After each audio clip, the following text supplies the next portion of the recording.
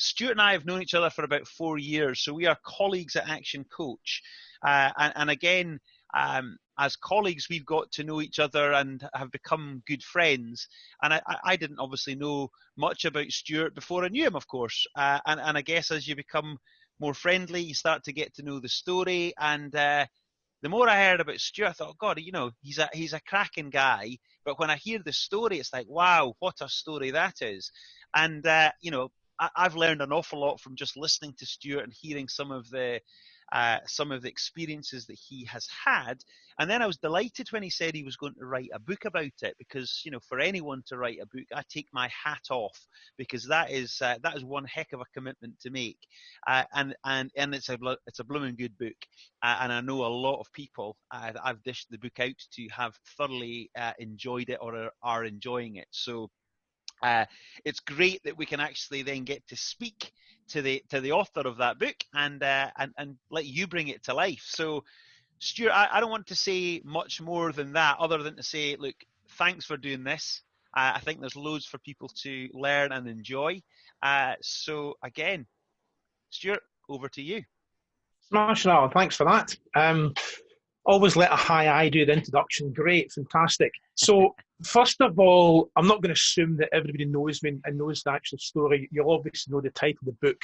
But, what was the business? It was a printing business. It was called The Ink Shop. And it started in 1993, that is, not 1893. And it very quickly grew into being a fairly sizable, well-respected business, and we continued that growth to become in fact, we did actually become the biggest independent chain of print centres in Scotland. So it was a sizable business. So what I'm going to share with you today is kind of moving on from the book and just picking a couple of really important elements. And we're going to be quite direct here, so apologies in advance.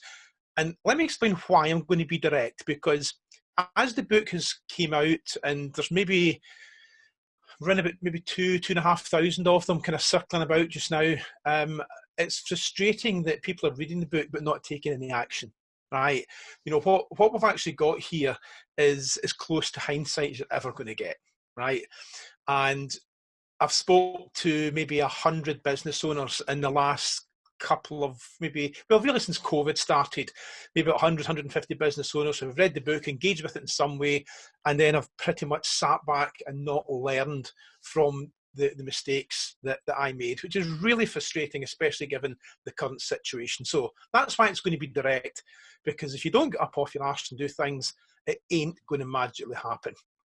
I know Brad's style's quite brash, and it's not everybody's cup of tea, but the way he forces people to take action, I totally agree with. So the first thing I really want to say is you could read 1,000 books on business success and you could follow them to the absolute letter and still not replicate that success, because what worked for them, what worked for the author, may not work for you. That's why this book is different, because the story is completely different. And if you follow the learnings and don't replicate those mistakes, now success will never be guaranteed, but you're certainly going to reduce failure. You're going to reduce the odds of failure. So that's really, really important, because remember what I had, a phenomenally successful business, and I blew it because of those kind of 8 fundamental mistakes. Had they not been done, that business would never have failed. And that's a sore one, let me tell you.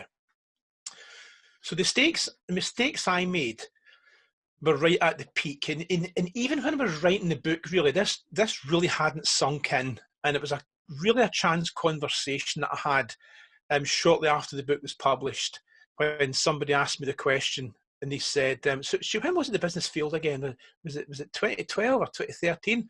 And without even thinking, I came back and said, no, it was about 2001, 2002. And they kind of scratched their head and they said, but hang on a minute, because these people knew me. But that's when you're flying about in helicopters and Aston Martins. I mean, yeah, that's right. That's when the business failed. It just didn't die until 2013. And people start to really, okay, that makes I'm starting to see this now. And then I said to somebody, It's really difficult when you jump into your £186,000 Aston Martin after having a meeting with your accountant to discuss the most profitable year you've had in the business's history. It's really difficult to look in the mirror and go, you're doing this wrong. Because there is absolutely zero indication that you are. Success hides the cracks. Think of it as a leaking bucket. I had my bucket. There was holes in the bucket. That water was pissing out the bottom of that bucket, as we say in Glasgow. But there was so much water going in the top, I didn't know my feet were soaking wet. And as that business started to slide, there was still enough water going in, but not quite as much. So you still don't really see it, and you don't actually really notice your feet are soaking wet until there's no more water going in, and the bucket empties really, really quick. The trouble is, when you get to that stage, it's past the point of no return. So what were the mistakes? The biggest one I really want to focus on just now is planning. And the reason I want to hammer that one is because this is the one that I see business owners making the mistake time and time and time again.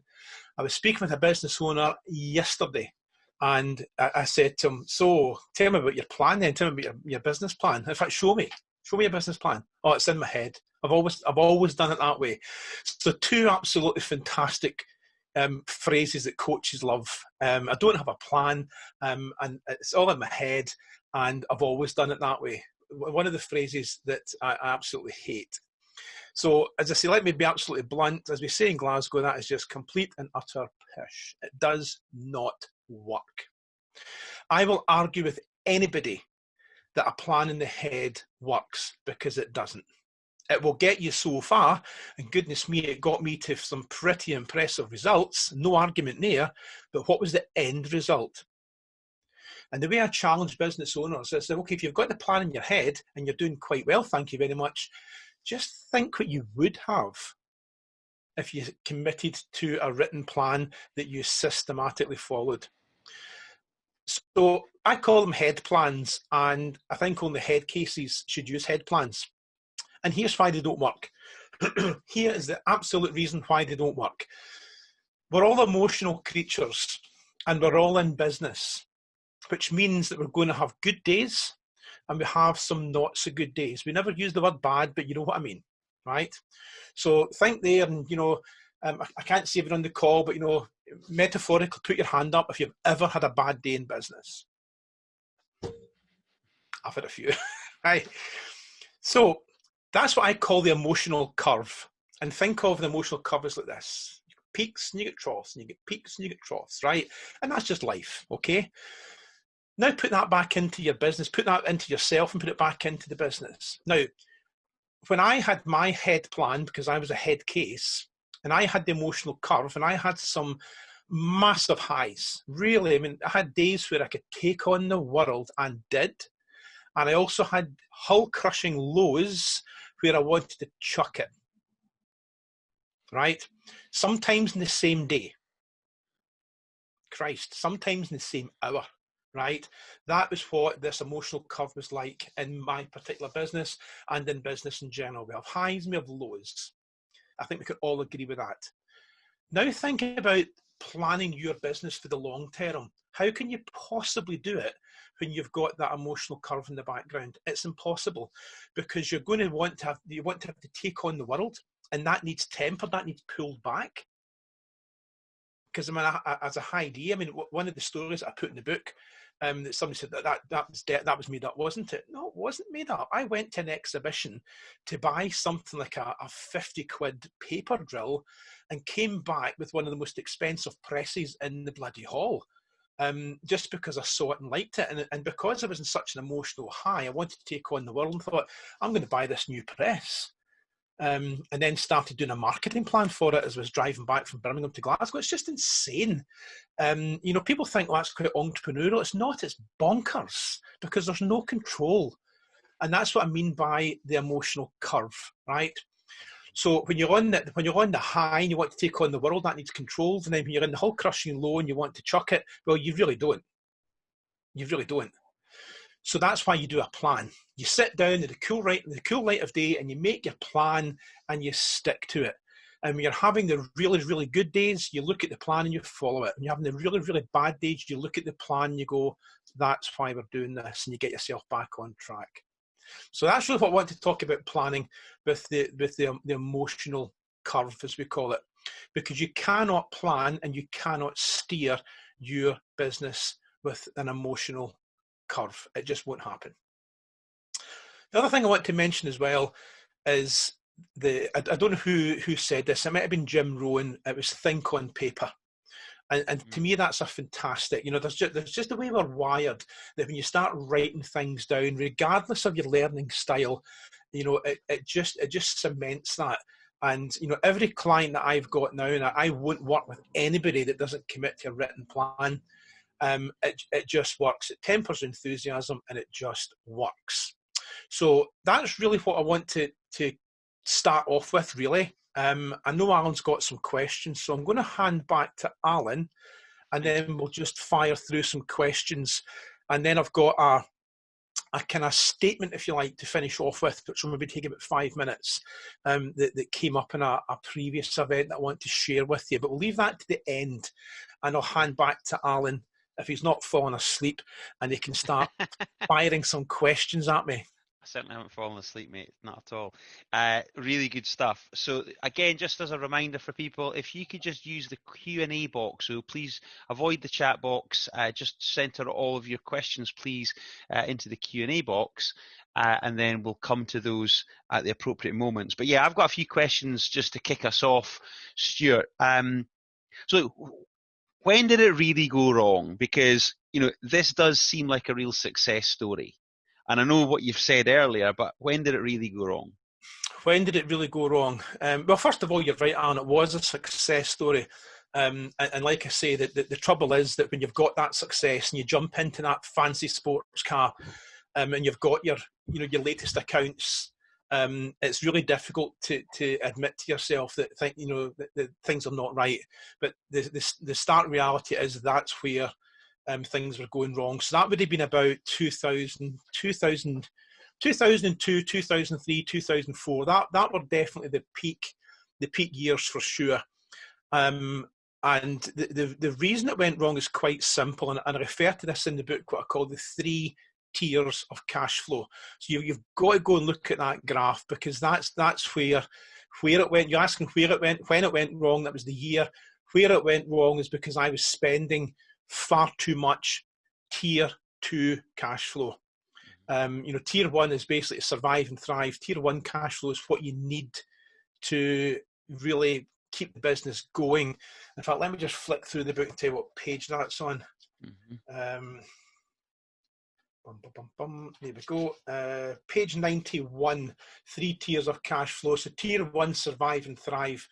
It's paying the bills, paying the wages, everything you need to keep the business going. Now, you're going to have residual left from that, because if you don't, really, you've got cash flow problems. And that becomes tier 2 cash flow, which we call invest and protect. So what you're meant to do, as the name suggests, with tier 2 cash flow is start to reinvest back in the business. Now, I was doing that. We had bought a fairly substantial amount of property, all the shops, which were 10 at the peak. We owned them all. So I was smart enough to be investing in quite substantial in the business as well, but it wasn't enough, because tier 2 is invest and protect, right? We had substantial cash reserves, up to $500,000 at its peak as well. So, $500,000 cash in the bank. It's a phenomenal amount of cash. But what I wasn't doing, this is the really important bit, what I wasn't doing was investing in people. There was no other directors, no real senior managers. I wasn't building the proper team, right? And then things like Aston Martins and helicopters were getting bought with level 2, with tier 2 cash. What you should be doing is investing, protecting the business, and then the income from your tier 2 then becomes your tier 3 cash flow. Tier 3 is called distribution to owners. The Aston Martin helicopter should have been bought out of tier 3, right? And it wasn't. It was bought out of tier 2, which meant that I was using substantial amounts of cash where it should have been reinvested back into the business to return that investment, which would have meant the Aston still would have happened. It just might not have happened for another maybe 2 or 3 years. biggest mistake of my life? Tell me this, Stuart. Has it been hard writing this book? Because you've had Yes, to it has. relive all this. Yeah, it's been awful. Next question, please. Right, okay. Won't take you too far down there then. Right, okay. So what about then people listening to this, may well relate to the mistakes that you've made, but what advice would you give them? So, what's the single biggest bit of advice would you say out of all of Single the biggest bit lessons? of advice. Well, let me go back to your other question first of all, Alan, and not be a typical high D. What was the question? Has it been hard? Has it been hard writing the book? Can I before? I'll remind you of that. For those people who might not because you've referenced it maybe 3 times, high I's and high D twice. People might not understand what disc styles are. So do you want to just give a quick summary on that? Yes. Okay. DISC is a behavioural program, really. Everybody has a specific way they behave. So DISC profiles basically map that out. And the reason they're called DISC is with the 4 styles. So if you imagine a square, you've got D in the top left, I in the top right, S in the bottom right, and C in the bottom left. D, I, S, and C, DISC. And we all have, a DISC profile. Now, D's and I's are quite outgoing, and S's and C's are more reserved. I's and S's are people, and D's and C's are more system or task-based. This works so much better when you've got an illustration. Yeah, got it there. So I'm a D and quite a high D, which means it's a more dominant style. So D's dominant, I's influencer, S is steady, and C's are compliant. So when I refer to Alan as an I, Alan is a people person.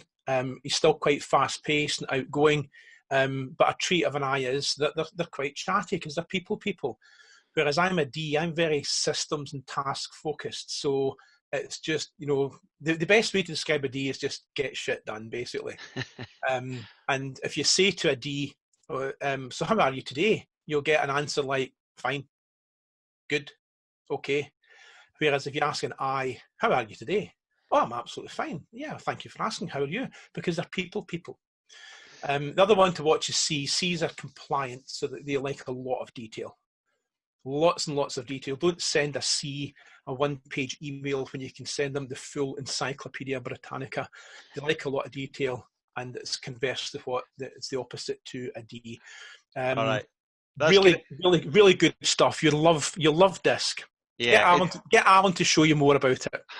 Well, I think on that, again, it's just good so that people can, I guess that in and of itself is helpful because, you've really gone through a process, haven't you, of understanding the journey you've gone through, the mistakes that you've made, the lessons you've learned. But alongside that, and I dare say we'll come on to this, is just you've got a much higher level of self-awareness. So the fact that you can even label yourself as a high D, now you probably wouldn't have been able to identify with that and some of the strengths, but also some of the weaknesses of that particular style. No, yeah? Absolutely, Alan, and that's a huge part of the book, and it goes into that, understanding myself. And if you really want to know more about it, read The Chimp Paradox by Dr. Stephen Peters. I mean, that'll really open you up. It's a heavy read, but it's good.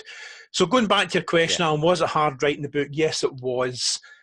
Because although the story was always there, it was very much deep down, if you like, and writing the book brought the whole thing to the surface. It probably won't surprise you to learn that Bobby, my wife, she has not read the book and will not read the book. Point blank refuses to read it. So Yenny, but back you said, to people listening to this, relate to the mistakes. Yes, most business owners do. Before COVID, when we were actually doing the events, they were quite funny because you'd see people start shaking their head. You'd start to relive some of the mistake, and heads start to get shook, and then some people would be shaking all over because actually they're making all the mistakes, and it's great with hindsight. It's great with hindsight to go back and look at some of the things, but again, it's the emotional curve. You tend to get swept along. So going back to the single biggest bit of advice. It's got to be numbers, Alan. It has got to be numbers. And not the traditional numbers, as I call them. So things like cash flow and budgets and all the real boring stuff that, nobody particularly likes doing, but it's absolutely essential. I'm not really talking about that because, that to me is a given. Having a cash flow, doing your monthly, monthly management accounts, P&L, etc. It's just an essential. What I'm talking about are the numbers that make the business work, and in particular, conversion rates, right? Because, in the past, when I said to somebody, what's their conversion rate, they've always kind of thought, well, it's 65%, because they're only thinking of the conversion rate from maybe the quote or the inquiry to the sale. There's actually 4 conversion rates. For anybody that's issuing quotes or proposals, estimates, whatever, there's 4 conversion rates you need to know. And the first one is from your overall reach. Now, 5, maybe 10 years ago, we would never have been able to know what our reach was. Whereas today, with Google Analytics, our website, there's Monty going off on one, with website data, etc., we can get a fairly accurate number of what our reach is. How many people are viewing posts that we put up, not necessarily liking or commenting on it, because the reach is the people that are actually reading it. So with all that data, we can find out what our reach is, and then we can get a conversion rate from reach to initial inquiry. And then we can get a conversion rate from that initial inquiry, because that initial inquiry is going to be something like a do-you-do type conversation. So your marketing reach to your initial inquiry will be a low single-digit percentage, but you need to know it. Then you're going to get initial inquiry to qualified leads. So you're now starting to qualify that lead. Is this person likely to do business with me either now or in the near future? Everybody should have a qualification process. Then we're going to go from qualified lead to issuing the quote. That's the third one. And then the one that everybody loves is the quote or the proposal to the absolute sale. Now, here's why these are so important, right? The first 2, reach to initial inquiry and initial inquiry to qualified lead, they're marketing. If those conversion rates aren't where they need to be, then it's the marketing message that's wrong. You're not reaching the right audience, or you're reaching the right audience but with the wrong message. You're not pressing the emotional buttons. You've not put Andy Bounds into your marketing. You've not focused on the afters, whatever it may be, but it's marketing. If the conversion rate from qualified lead to quote and quote to sale is low, then it's you. It's not me, it's you. It's the business. There's something wrong within the business that's leading to that conversion rate not being where it should be. Because think about it, you've qualified the lead. So there's no bullshit excuses here. You've qualified the lead and you've established that that person is ready, willing and able to do work with you. So if they're not, why not? It's got to be something within the business. And business owners are very, very good at asking people how they found out about them and, and what made you choose us, etc. Very, very few go back and say, look, I really appreciate the opportunity for being allowed to quote for the business, but, can you tell me why we never won that business? Not a lot of people do that. So how else will you fix it? So that's what I talk about with knowing the numbers. Because if you don't know those numbers, you cannot make any decisions on your business. And the reason I wanted to highlight this one in particular, because you're going to love this, the ink shop was spending around £20,000 a month, 20 grand a month on marketing. And I could tell you right now what the most successful strategy was. I would love to, but I can't because I had no idea. I had no idea. It was just spray and pray, as we call it in marketing circles. We had no idea. There was no testing and measuring. We just knew that work was coming in and, something out there was working. Now, that sounds really reckless, and I suppose it is. But the thing is, though, right, we weren't doing any testing and measuring. We could have, without a shadow of a doubt, focused on those strategies. The bulk of them were direct mail because of our printers. worked out what was working better, we could have probably spent $5,000 and achieved more. Mm-hmm. So that's why I want to really, really focus on this, because if you think about it, and I've done this with 6 clients since January this year, where they've came to me and said, number one goal, grow the business, more leads, more sales. The usual that most business owners want to do. We don't even look at that till we know what the conversion rate is. And in every single case, bar one, we've managed to hit the sales targets they wanted without spending a penny extra on marketing. So we don't spend any more on marketing, we don't spend any more on advertising, we just work on those 4 conversion rates. On every occasion, bar one, they wanted to quadruple the business, so there was going to have to be marketing spend there. And every single one, bar one, they managed to hit their sales targets without spending a penny extra in marketing. Mm-hmm. Does that be of interest to you? I would imagine it would be. That's why you want to know those numbers. Sorry, Alan, that was a long answer, but an important one. And just on that then, were those conversion rates known to you back then, or is this what you've learned since going back through the story? No, we didn't know what the conversion rates were at all, Alan. This is all benefit of coaching systems and the learning process. Okay. No idea what the conversion rates were because it was such a ongoing aggressive marketing machine. Websites were pretty much in their infancy at that point. There was no Facebook, there was no social media. So a lot of the stuff that we were doing was print. And it's not impossible, far from impossible to know what's working and what's not, but it was just more difficult. And we just took the view that if we spend X thousands, we get X thousands without actually knowing what was working and what wasn't. Okay. And tell us, would you do it again? Would I do it again? What, you mean go and build a successful business up over 20 years and lose it at its 20th birthday? No, I don't think it'd be rushing out to do that again, Alan. Let me be deadly serious here. I wish I could do it again with the benefit of hindsight. As long as you gave me the benefit of hindsight, because yes, I would go back and redo it.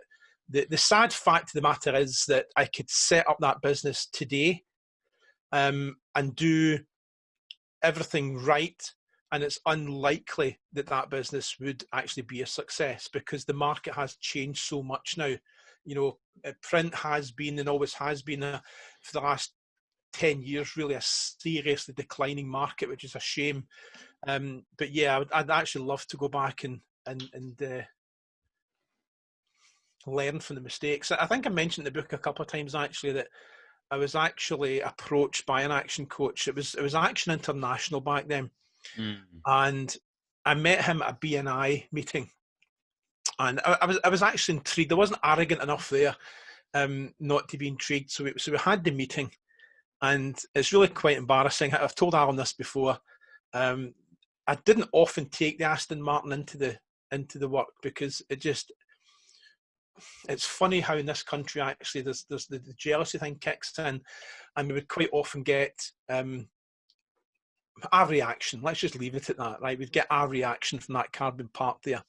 So anyway, I had it in this day, and this action coach, Action International guy came in, and he was quite confident as you'd expect, and he was going to tell me how to grow and improve my going to tell me how to grow and improve my business. And that conversation didn't finish well for that lad.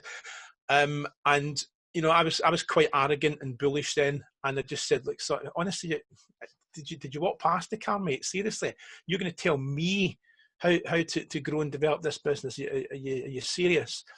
And we parted company at that. And the sad fact of the matter is that guy would have been in the door 10 or 15 minutes. By the time we got to session 3 or 4, it would have been pretty obvious exactly where the mistakes were. Mm-hmm. So, yeah, I'd love to go back and do it again, Alan. Love to. At this point, just a reminder to people just to kind of feel free to chime in with any questions you may have. We've got some questions in the chat box, which I'm going to just read a couple just now, Stuart, if I may. When did the business fail? Was it 2013? I think we've covered that one, have we? Yeah, okay. What's your favourite helicopter story? So obviously someone's read the book. Favourite helicopter story? So wait a minute, you actually had a helicopter? Yes. Okay. It's not as reckless as it is. It's totally reckless. You know, try Well, we try and justify things. It's funny. Sorry, just you said to me in a previous conversation about one of the lessons that you've learned is don't try and be a millionaire until you are one. Yeah, one of my friends who is a millionaire said that. So I can actually the funniest story that I can say about the helicopter actually is it's not in the book, right? I mean, you know, landing at McDonald's and whatnot was fantastic. Hover taxiing behind a nuclear submarine is a fantastic story. That was pre 9/11. That was 1999. Imagine doing that now. You would just disappear. But the funniest story that I couldn't put in the book, right, was how we managed to. It's probably just defraud the inland revenue, I hate to say, right? So anyway, we bought the helicopter and we claimed the VAT back on it. So as you can imagine, the phone went and it was HMRC. We've got this invoice in for a helicopter. You're claiming the VAT back on it. Yes, we are. Why? Because it's bought through the business, and the helicopter was all liveried up with the logos and everything on it. It looked impressive. So the VAT office asked us to explain. I said, look, we've got shops in Glasgow, Edinburgh, Aberdeen. We're just about to open in Greenock. You know, we've got shops all around the country, and you know, getting to them can be challenging. You can't get to Glasgow to Edinburgh to Aberdeen in one day. So the idea of the helicopter is we can get to the shops because the landing sites are airports near all the shops, and that's what we want to do. And the revenue bought that. They actually, okay, great. So we claimed the VAT back, and they said, listen, what you've actually got to do then is, because they're not daft, they know all about what's called the tech logs. Every flight in an aircraft's got to be very accurately logged. So they said in the tech log, you've got to differentiate between what's a business trip and what's a personal trip. And when it's a personal trip, the company's got to raise an invoice to you or whoever it is for a reasonable amount to cover all the costs plus the VAT. Okay, that's great. So it worked out roughly about £150, £160 an hour cost price. So what I would do, because 9500% of the helicopter was personal, so I would occasionally raise an invoice personally from the business to me for that £150 an hour plus the VAT, and that was absolutely fine. But then what I did was, should we be hearing this story? Well, I don't know. Is there any tax advisors? Okay, allegedly, what happened next? Allegedly, what happened next? Paid the invoices on the company credit card, right? And then obviously the company credit card was paid by the business, right? And we had 3 VAT inspections, but the ink shop was always in a VAT repayment because the vast majority of print leaflets, brochures, etc. are 0 rated. It meant that we had a repayment almost every quarter. So the VAT office kept a close eye on that, and they came out 3 or 4 times and never picked up on how we managed to cycle those invoices getting paid to the business again. So that's my funniest helicopter story, because that's. I think we'll move past that one quite quickly. Move past that one, but yeah, landing at McDonald's was fun as well. But again, Alan, you know, there's a serious note here, because, you know, think of that money. You know, we all joking aside, we talk about business being fun, and business should be fun, but business should be fun second. Business has got to be serious first. You know, the absolute fact of the matter is that those sums of money should have been reinvested back in the business. And I did quickly realise that the helicopter thing wasn't even a year; it was about 9 months. And then I realised, you know, this is bonkers, and sold that. And one thing about aviation, if anybody's involved in it, helicopters and aircraft hold values really, really well.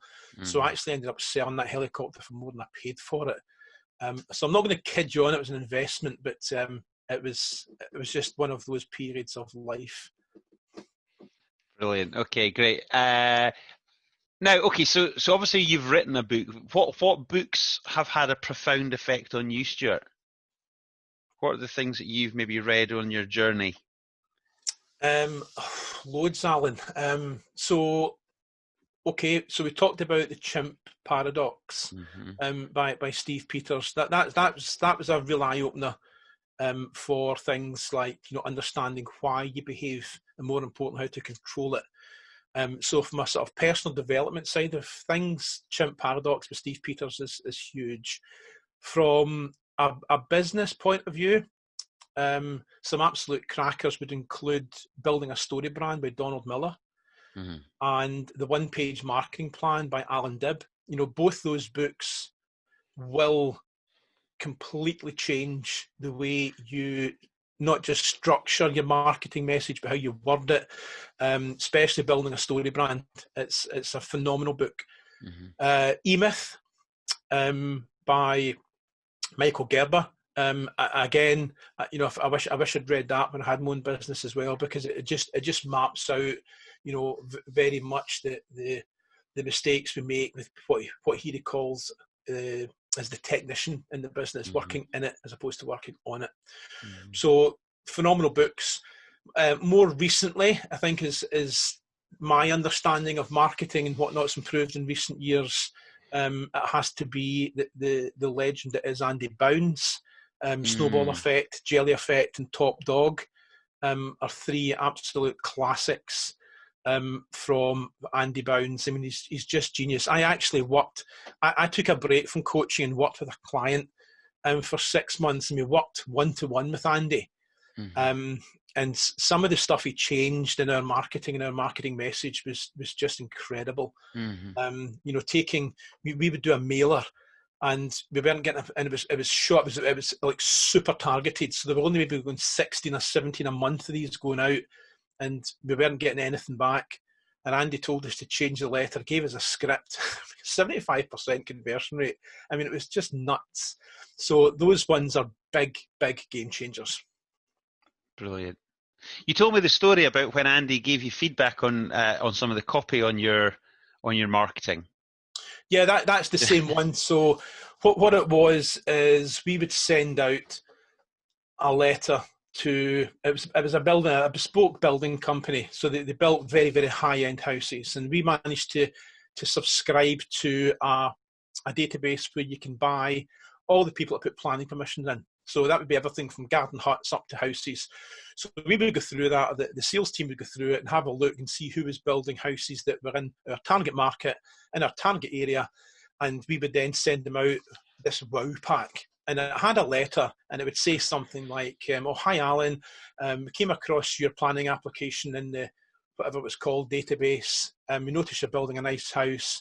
You know, we've been established for, you know, blah, blah, blah, and we've built blah, blah, just the usual shit you put in letters. Kind regards, and we signed their name, whoever was sending the letter out.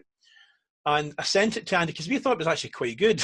We sent it to Andy, and Andy phoned me up and said, Stuart, look, I've known you for, you know, a while, did a lot with action coaches, so I know you'll take this the way it's intended. He said, look, it's not the worst letter I've ever read, but it's right up there. And Andy then said, this is what you want to do. So this is what we sent out. Hi, Alan. I see you're building an amazing house in Edinburgh. We can help with that. Kind regards, Stuart. And that was it.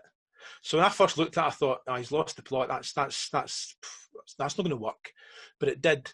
So 75% of the people that we sent that mailer out to, bearing in mind that nobody was calling us, 75% were phoning us up.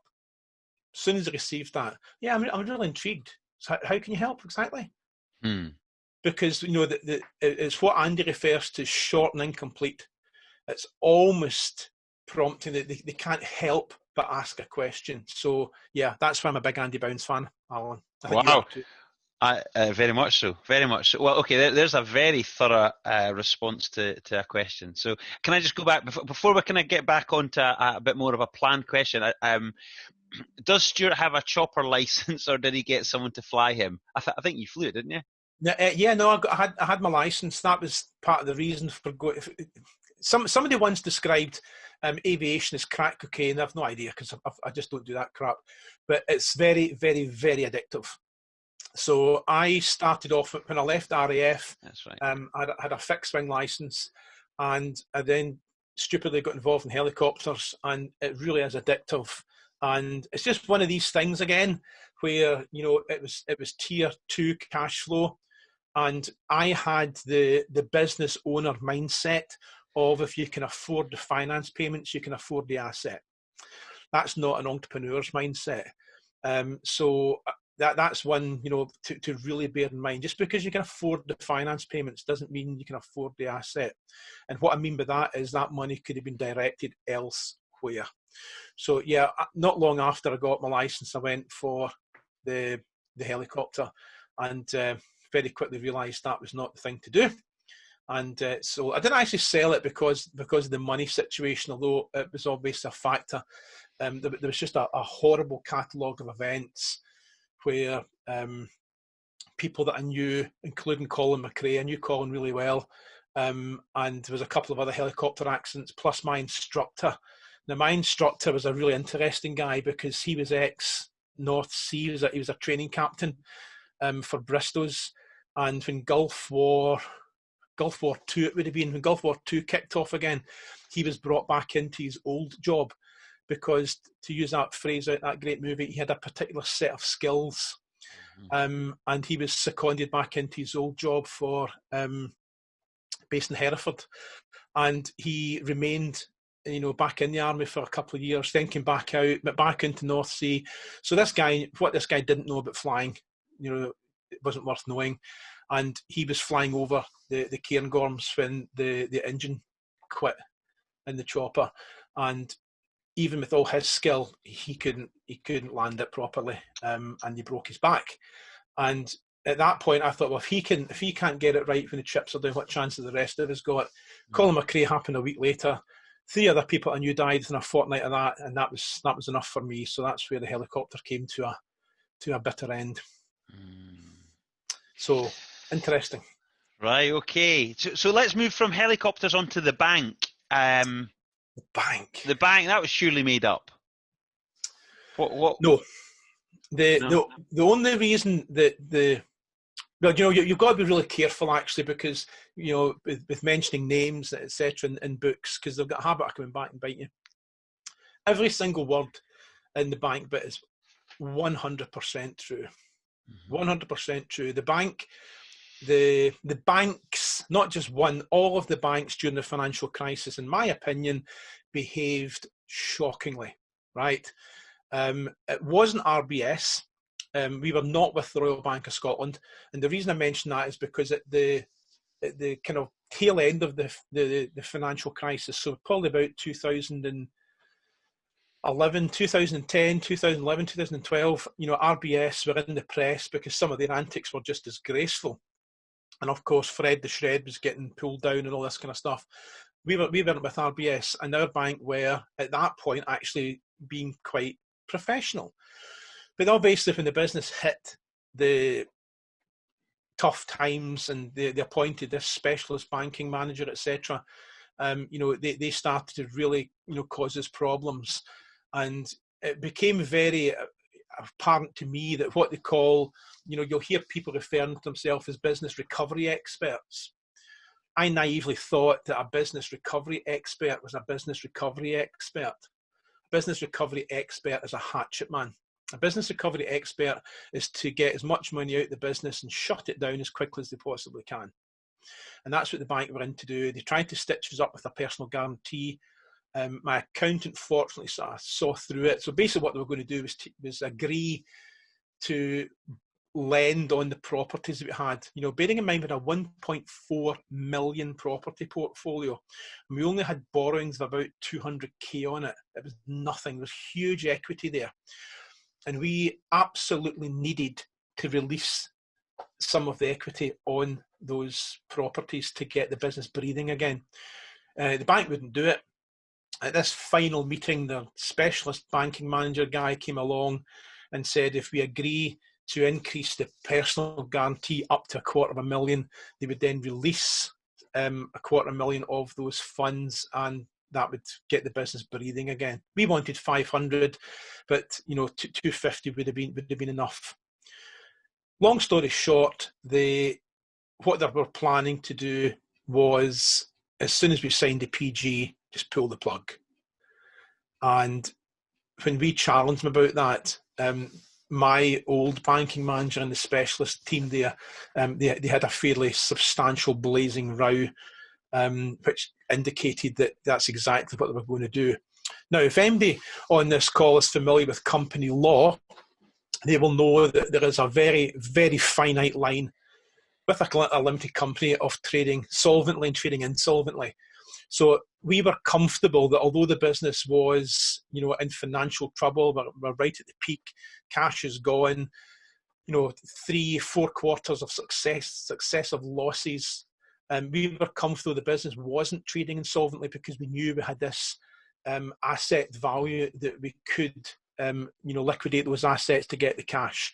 As soon as the bank made it very, very clear that was not going to happen, then my accountant said, well, now the business is trading insolvently. You're now incurring further debt knowing you can't meet those obligations, therefore you're trading insolvently. And within 45 minutes of that conversation, I had handed the keys to the banker, and BDO, the administrators, were in within 4 hours. It was as quick as that. It was brutally quick. And the bank behaved abysmal, absolutely abysmal. And like I say, there's the dark chapter in the book. This is why I'll never mention the bank, and I certainly won't mention the person. But our bank manager was a gem, a really nice, decent guy. And my accountant phoned me up, maybe 3-4 months, maybe longer, after the business had failed, and he said, have you spoke to X? I said, no, we agreed just to shake hands and go into the sunset. And he said, he was pulled into a meeting, and there was a heated debate, was the only way to describe it, and then he left, went home, and he committed suicide. And I don't know to this day, what caused that, or what led up to it. But I tell you what, though, you do have to question the morality of any organisation. Now, bearing in mind this is a public limited company, it is one of the high street top name banks. How dare they put anybody in a position where somebody takes their own life? I don't care what he did, right? He helped us a lot. And geez, I just hope to this day that it wasn't something he did to help me, which was a lot, that led up to him being reprimanded. Because he was an absolute gem. We would go over the overdraft limit. The overdraft limit was 200k.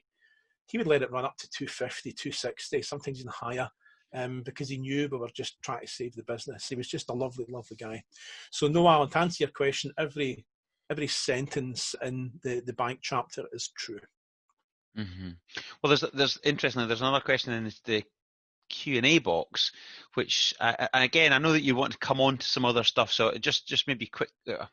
So you answer it the way you want to answer it. What's been the personal effect on you, Stuart, of this whole process? Personal effect.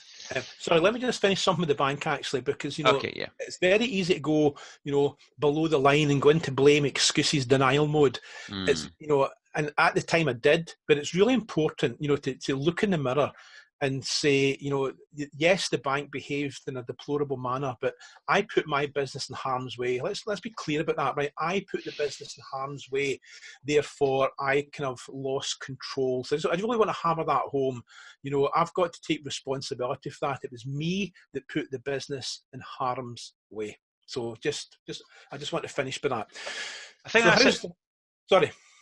No, sorry, please, you go. So you were going to say how's that affected me then? Is that what the question was, Alan? Yeah.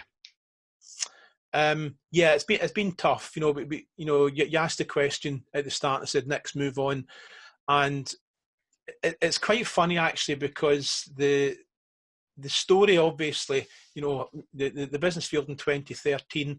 I then joined one of our competitors, did phenomenally well with them, really got that business flying.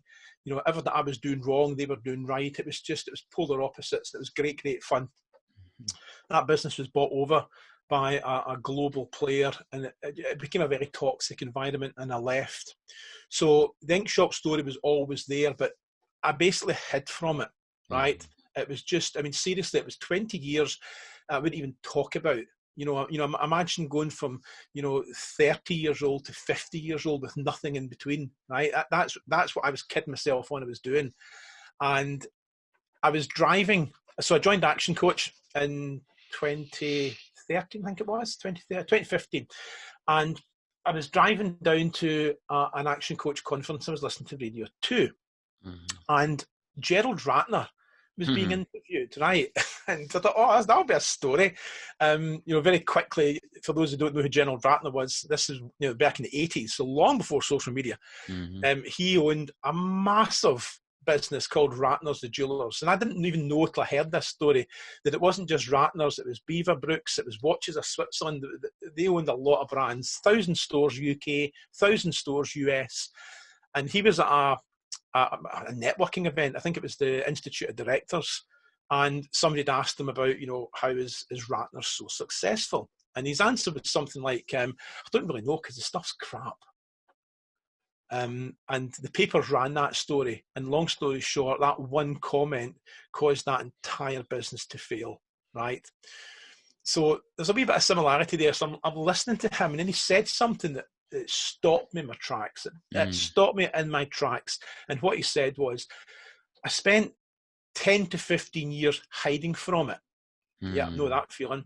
And he said, one of my friends said, it's an amazing story. You need to tell it. You need to write a book about it.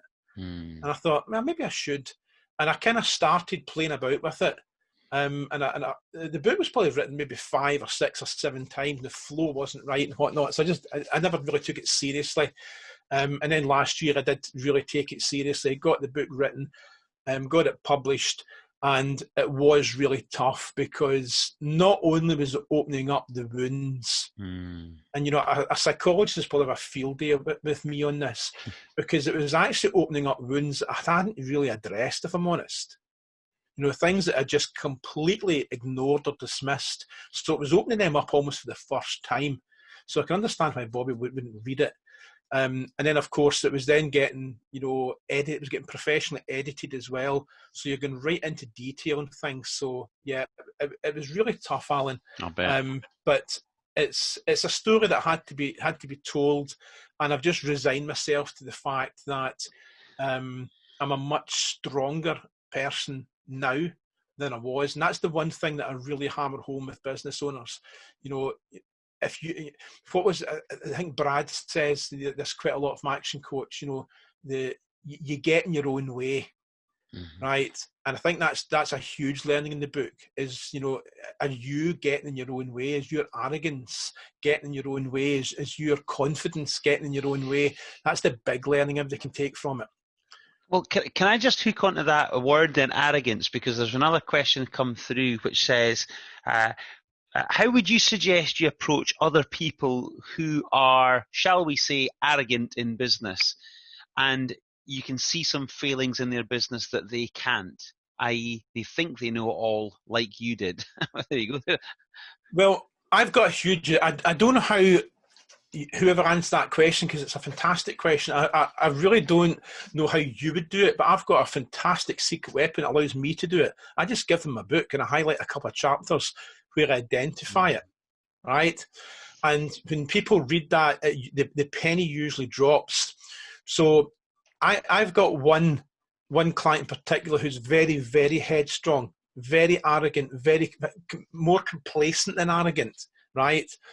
And I'll quite often ask them a question, is that the best way forward for the business? Oh, absolutely. Is it the best way forward for the team? No, probably not. So what other alternatives could you use then? What other angles could you come at this from? And then the penny usually drops. Of course, they've read the book, or they've read parts of the book, so they'll know exactly what I'm coming to. But it's massively destructive, because you think about it, the business owner will only grow the business to their level of incompetence. So that was me. I was competent. My business knowledge was competent up to about maybe 1 million, because anybody can grow a business to 1 million. Blood, sweat and tears will get a business to 1 million. But getting a business from 1 to 2 to 3 is structure, systems, processes. And I didn't really know that. I didn't know that bit of business. So that's why I got this massively successful business that then started to come down the other side because it was past my level of incompetence. And that brings me to the bit that I really want to finish with. I've really got to share this, right? Because if you think about it, you don't know what you don't know. And this was me. I didn't know that I didn't know. So if you don't know what you don't know, how the hell can you know what you don't know? If you know what I mean. Right? Say that again. Say that again. Right? So think about this, right? If you don't know what you don't know, so you're unconsciously incompetent. If you don't know what you don't know, how are you ever going to know that you don't know? Right? And this was a conversation I had with one of my clients maybe about 4 or 5 months ago. And it was a great question. So I'm working with him. He's got the benefit of now being challenged about this, but he said, how do other businesses do it? If they don't know what they don't know, how can they possibly ever know? And the answer to that is really, really simple, right? So I've got 4 little tips here to challenge you as a business owner. First one we've already talked about was know the numbers, the conversion rates, the 4 conversion rates. And within that, the ABCD customers. If you've never done that before, speak to Alan. ABCD customers. Get rid of the Ds as quickly as you possibly can, because they're bad for business. They cost you business. So know your numbers. Number 2, KPIs. It's essential. KPIs, key performance indicators. They'll be different for every person and every business, but it's not even knowing the numbers, it's what to do with the numbers. Too many businesses have got loads of KPIs and they gather all this data at the end of the month and then don't do anything with it. It's getting the KPIs and then reviewing them and critiquing them and analysing them every single month, right? Massively important. Don't do too many, 5, 10 maximum. Next one, totally serious here, get a coach. Remember what I said earlier? I told the action coach guy to piss off. Huge mistake. He would have seen, now, would I have been arrogant enough to listen? Who knows, right? That's a different story. So if you don't get a coach, at least get an accountability buddy, right?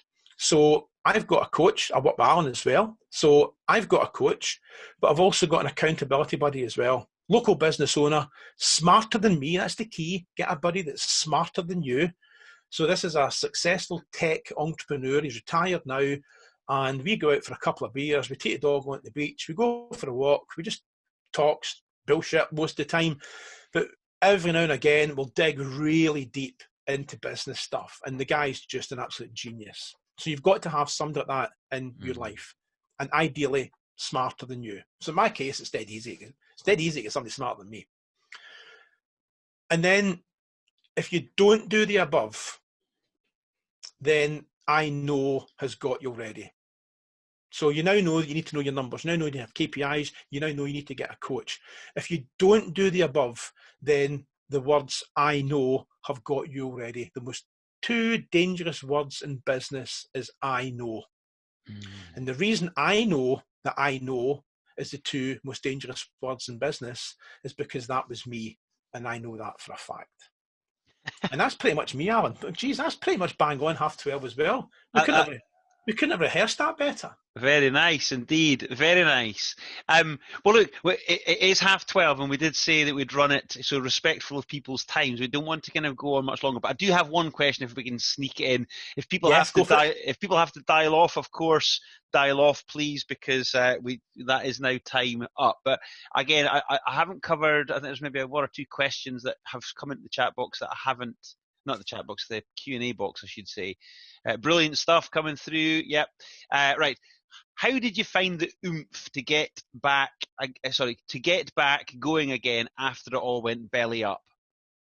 Good question around resilience, really. But yeah, it's a really good question around resilience, actually, because bearing in mind where I ended up working with one of my main competitors, and that inquiry came in through the liquidators or administrators, and they had said, look, these guys have contacted that they're interested in buying elements of the business, but they're more interested in you.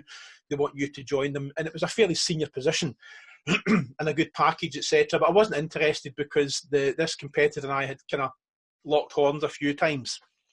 He was also a high D, So long story short, I went home that weekend and it dawned on me that I was going to be unemployed on Monday morning. And I went up, had a meeting with these guys, really liked what we saw. And then something really, really weird happened. Is the guy that I'd locked horns with so many times when we were competitors, the two of us worked just phenomenally well. Honestly, it was like coffee and cream. The two of us just amazingly just got to work. I was there for 2 and a bit years before the business was acquired, and not once did we even raise voices to each other. Wow. And the reason for that was because he had that business like a Swiss watch. He had he was one of 5 directors. He was a sole owner. He was 100% shareholder. He was one of 5 directors.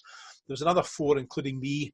So there was a production director, an IT director, a sales director, and the sort of pre-press director. And it was just an amazing team. And it was that got me my mojo back, because we took this business from, when did I join them? Probably about 5 million, around about 5, just under 5 million. And within a couple of years, we'd grown it to 10. But that wasn't a success. It was a 10 million turnover, but with a 2 million net profit. 2 million net profit in printing was unheard of. And the business was absolutely on fire, and I was absolutely on fire because I had completely turned production around from ridiculous KPIs to phenomenal KPIs. And the only reason I left was because that business was acquired by basically Vistaprint, and it just, big corporate wasn't for me. But I had all that energy, all that enthusiasm, and jumped there pretty much straight into Action Coach. I've been here ever since. Brilliant, and doing great too. So mate, one last quick question is, do people who have subscribed, what am I trying to say here, registered, so people who are on the call, have they got their book yet? Do they get the book? I think that was part of the... Yes, I do. There's a few people had emailed to ask for the book, so they were posted out, a couple of weeks ago. So yes, okay. If they haven't, Alan, if there's anybody on the call that hasn't got the book, either email you or email me direct, and we'll get that sent out. Absolutely, send out some signed copies, because they're going to be worth a fortune someday. Well, what's your email address, Stuart? Just my email address is Stuart, Stuart, at scottishactioncoach.com. So that's Stuart, Stuart, at scottishactioncoach.com. All one word. Great stuff. So presumably that's just I guess, stick on your name and address, and then we'll get that out to you. Yeah, absolutely. All right. Fantastic. Well, look, folks, I think we'll wrap it there. But as you can kind of see that there's just loads of energy behind what Stuart has to say, tons of lessons.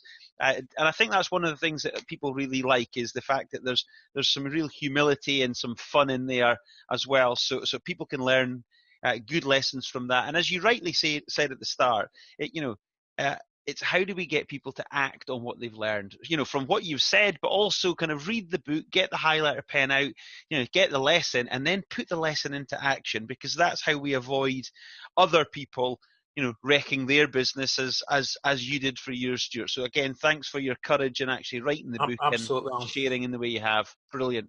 Really good.